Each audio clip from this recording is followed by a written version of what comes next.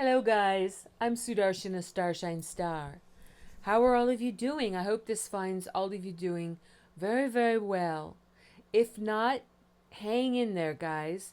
It's a beautiful Monday. It is December 15th, 2025.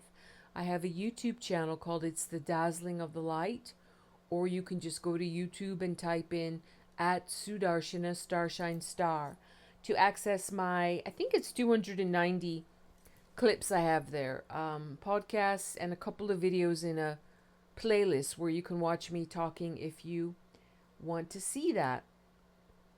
Um, let's see. I begin all of my clips with the three opening prayers, which are in Sanskrit and Telugu, and they are short. I do this to bless, uplift, purify, and protect you, me, and this clip. They are the Guru Mantra, the Ganesha Mantra, and the Gayatri Mantra. But before I do that, I command on the sacred blood and holy presence of Jesus the Christ, Yeshua, to flow over all of us and all of our beloveds, all of our human beloveds and all of our animal beloveds, to bless us, to guide us, to protect us, to cleanse us, to purify us, to uplift us. Jesus the Christ, cast out all satanics and all satanic attachments. Cast out all demonics and all demonic attachments. Yeshua, please cast out the spirit of pain. Cast out the spirit of fear. Cast out the spirit of ill health. Cast out the spirit of delusion, confusion, fogginess. Cast out the spirit of lack and scarcity, poverty. Cast out the spirit of meanness, shame and blame, bitterness, resentment, hatred, anger, rage, self-pity.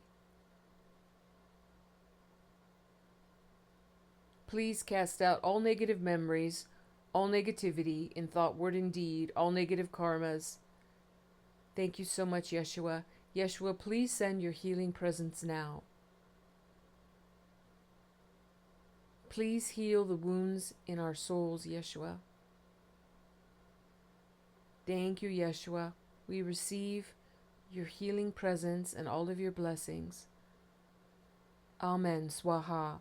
I call on the presence of Mother Mary to be here with us ever more fully and completely, to embrace us with her beautiful, powerfully loving, yet fierce mother's heart.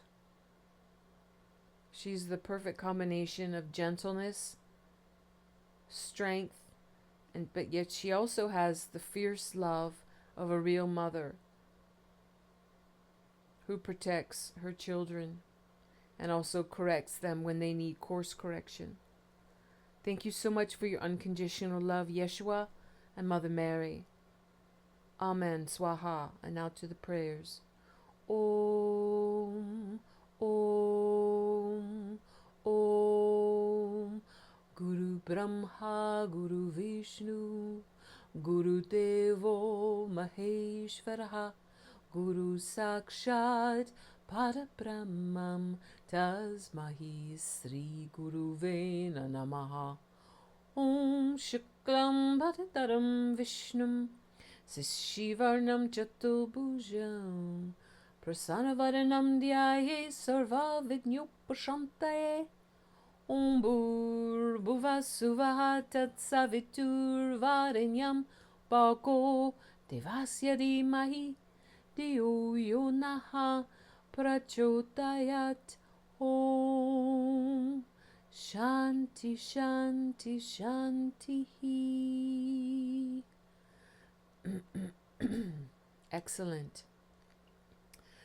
I think I'm going to call this podcast Terror, BondiBeach, Syria, Brown University, or Brown Uni for short, and Xmas German Market. I wish I could call it Christmas German Market, but all of that won't fit in the title. So, here we go. I'm going to start with something that is called This Video Aged Too Well. It's a very short clip that was taken from 2017. And it's showing the, well, first let me read this. It says, UAE, United Arab Emirates foreign minister didn't hold back. And it said, this video aged too well. And it is from 2017, this actual video clip. So this UAE foreign minister, um, his name is Sheikh Abdullah bin Zayed Al Nahyan. And this was during the TWEEPS Forum in 2017 in Riyadh. And he said,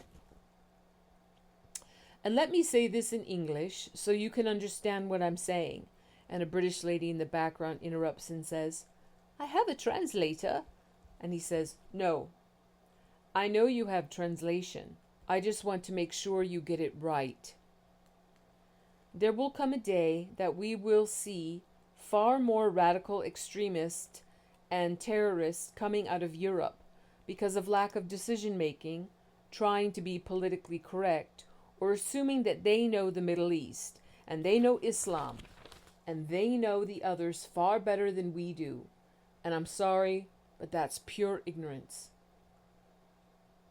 Yeah, he said more, but that's like the very pithy heart of what he was communicating. So true. So now, not that you really need reminders, I'm sure most people know several days ago about what occurred in Syria. Loss of 3 great American patriots, soldiers in Syria. There was 2 soldiers and 1 civilian interpreter were unalived, and there are still 3 injured soldiers that are recuperating. God bless all of them. God bless all their souls and all of their beloveds.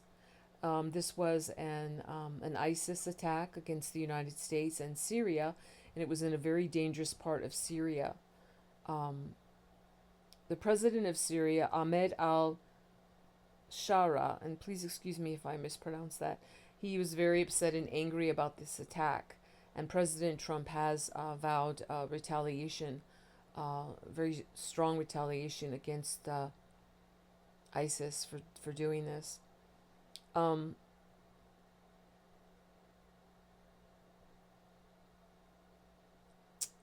We also had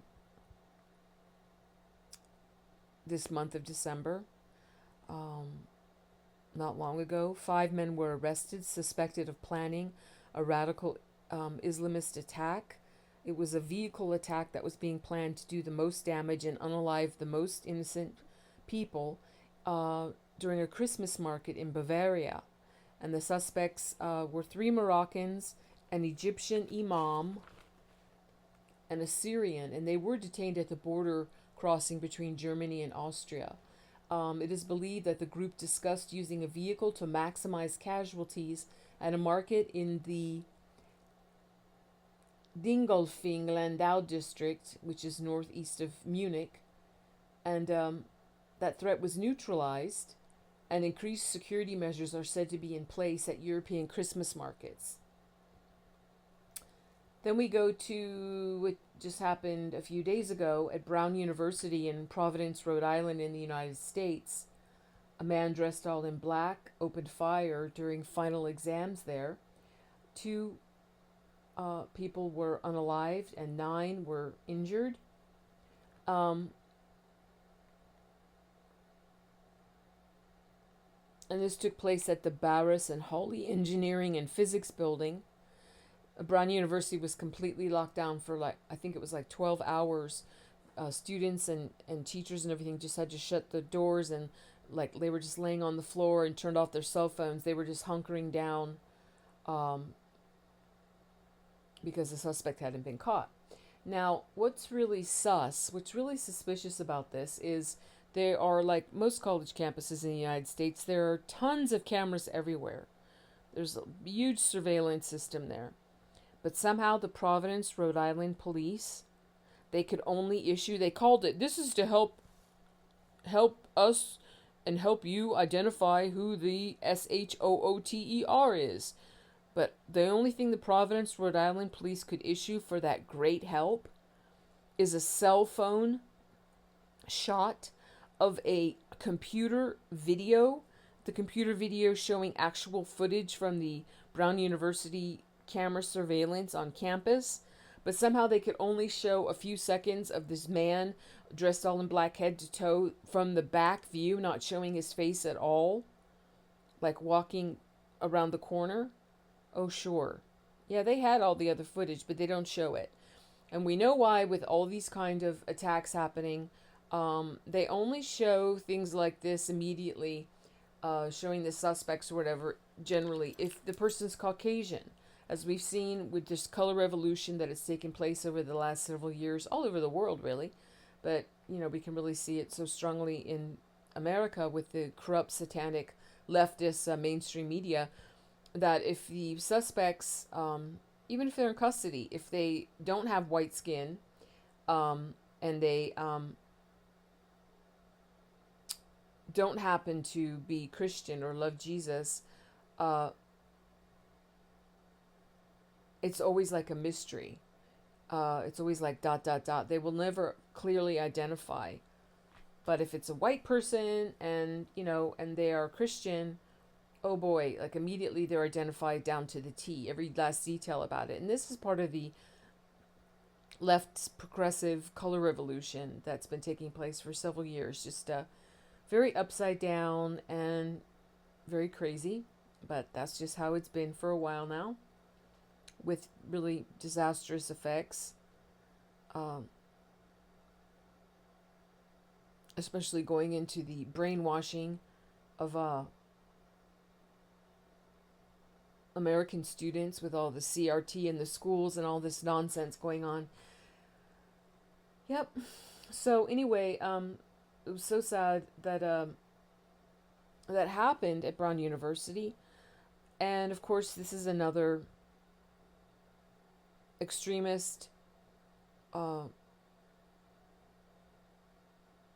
radical Islamist attack here at Brown University. But I'll tell you something that's very sus, very suspicious.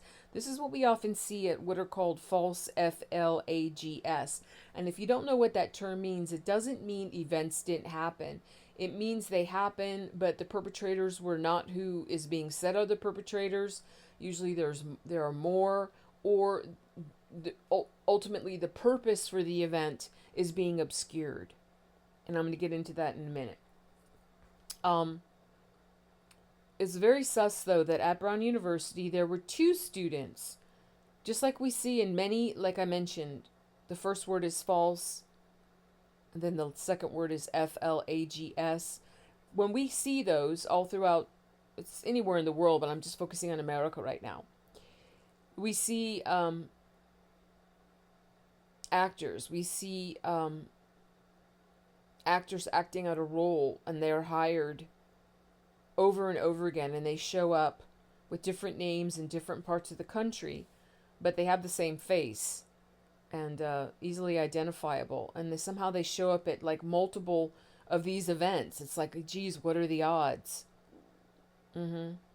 What are the odds? So Mia Tretta, spelled Tretta, who says she was shot in the abdomen at Saugus High in 2019 at a school near Los Angeles, and Zoe Weissman, who was another Brown University student who witnessed the school shooting in 2018 at Parkland, Florida. They were both witnesses of this occurrence at Brown University, and they did interviews, and they were both saying, oh geez, what are the odds? And I'm saying, yeah, that is very sus. What are the odds? I'm not going to say any more about that. I don't have proofs. I'm just noticing certain things. You can notice patterns.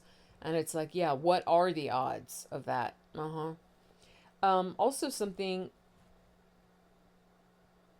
very suspicious is that there were many interviews of many witnesses to this event that very clearly heard this suspect dressed all in black shout out. With the mainstream media, they only said he shouted something, and they put something in quotes. But we know what that something is. It starts with ALLAH and it ends with Uakbar. And the witnesses, several of them, testified that that's what this shooter yelled out before opening fire on 60 students that were in this engineering and physics building preparing for their final exams. And it was a lecture hall. So, let's see. Oh,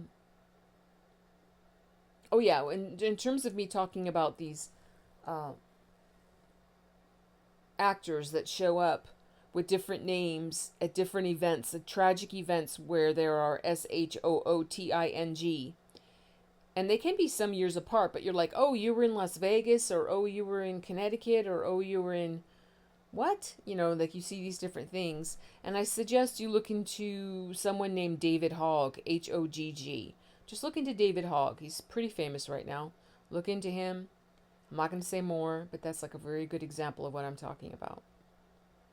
Um, so there's so many umpteen cameras on Brown University, but somehow they just couldn't show any clear footage. But they're saying that the suspect is uh, named Benjamin Erickson, a 24-year-old from Wisconsin.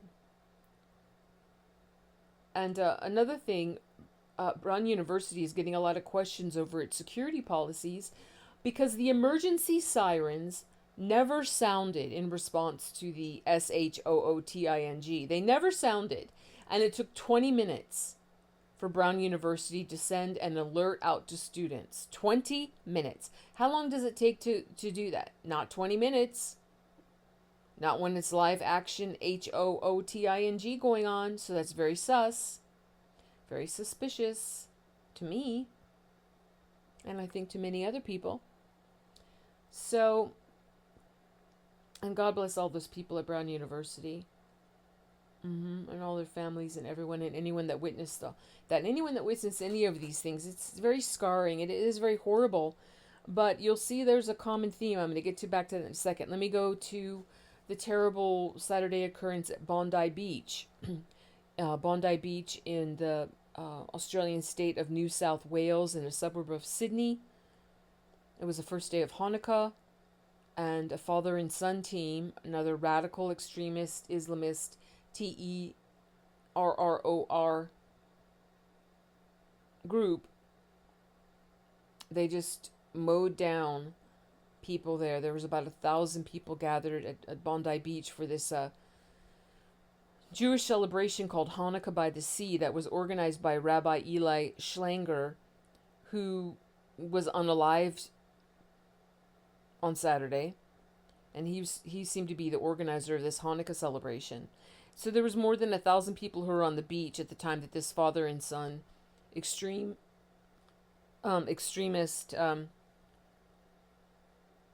attack took place, and they were using what are called long arms, like when you see in the pictures. I mean, those things look like what you see on top of tanks. I mean, they are just serious artillery.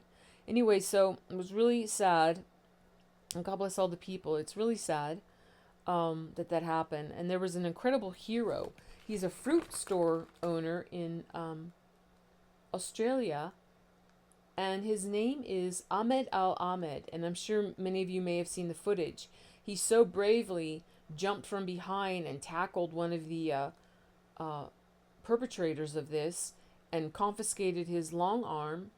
But then, unfortunately, you know, that man who was the Good Samaritan hero was seriously injured and is in hospital now. So God bless him.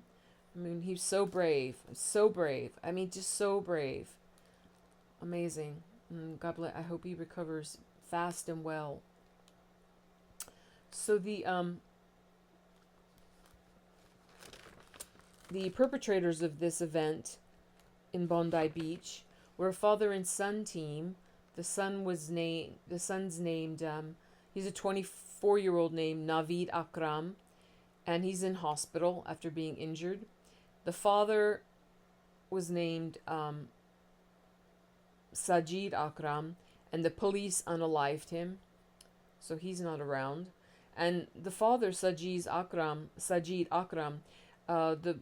the police went to their home and seized 6 firearms, and the father was licensed to carry six guns. So that's interesting. Also, there were several improvised explosive devices inside a vehicle at Campbell Parade, which is a main street that runs parallel to Bondi Beach. And the police found those, and luckily those didn't go off. So it's just very sad. But I really wish that Chabad wasn't involved in this, because that Rabbi Eli, or you can say Eli Schlanger, was unalived, he was from Chabad, which is spelled Chabad. And I'm not going to say more because I don't want to cast aspersions on this, but look into Chabad for yourself. So there's many things going on here. But of course, immediately, I mean, this just happened on Saturday. And already, Australia's leaders today, Monday, just put out a big statement that they all agreed to toughen gun laws. They're ready to do that. And in all these instances, all these Islamic extremist terror attacks and incidents, with many suspicious things running through, things that I've mentioned, besides just the terrible tragedy of all the unalivings and the injurings of all these people. But when you look at what happens, no matter all these things I mentioned, what's always brought up immediately, except for the Syrian occurrence of the American soldiers unalived in Syria, every other one of these, though, the people always get in the mainstream media and start talking about, we need gun control, we need gun control, we need gun control. That's what you see when you look at all these instances over the years of false flags in the United States of America. Immediately, you have to look at the agenda. Who wants to take away our Second Amendment? Cui bono? Who benefits from that? Just ask yourself that. Look at Australia. Look at New Zealand. What happened to those countries when the citizens of those countries queued up and turned in all their firearms to the authorities? They were all confiscated and they turned them in. And, in the toothless populations in the UK, that they don't have anything to protect themselves with that we have in America. Constitutionally protected Second Amendment, the right to bear arms, to protect ourselves and our families and our businesses. So you always have to look at that agenda. Cui bono, as they say in Latin, who benefits? Who benefits? Follow the money, follow the ideology, and you'll get a lot of answers. So, let's see. It's just sad, though. And I know a lot of people are really scared. Oh, here's something, though, I want to read. United States Secretary of State Marco Rubio, he put this out on social media. He said the United States strongly condemns the terrorist attack in Australia targeting a Jewish celebration. Anti-Semitism has no place in this world. Our prayers are with the victims of this horrific attack, the Jewish community, and the people of Australia. And then Israel, New Zealand, India, and a number of European countries also spoke out to denounce anti-Semitism and give their condolences, which they needed to do because this is a very tragic event. But just because it's tragic, and just because many innocent people were unalived and seriously injured, and many people that just witnessed it are, scarred for life and traumatized, and there's just so much damage with this heartbreaking events. But I ask you, use your discernment, use your research ability, capability. Look into the things I suggested that I can't go into any further right now on this clip, but you can take it further if you want to know truth. If you have questions, like I do, I'm not saying that I know the truth of it. I prefer to presume innocence, but reading patterns, there's a lot of suspicious things going on, very sus. So I'm going to end this here. And if you like this content, please remember to like, share, and subscribe. It really helps me out. And why not join my channel? It's pretty fun. And hit the notification bell. You know all this good stuff, so thank you in advance. I close all of my clips with a closing prayer, which is in Sanskrit and Telugu. And what I'm saying is, God bless all beings in all worlds. Om Loka Samasta Sukhino Bhavantu. Loka Samasta Sukhino Bhavantu. Loka Samasta Sukhino Bhavantu. Om Shanti Shanti Shanti. Yes, peace, peace, peace. What we're all looking forward to. God bless you and yours. I'm sending much love and big hugs to you and yours. I'll see you when I see you, and bye-bye for now.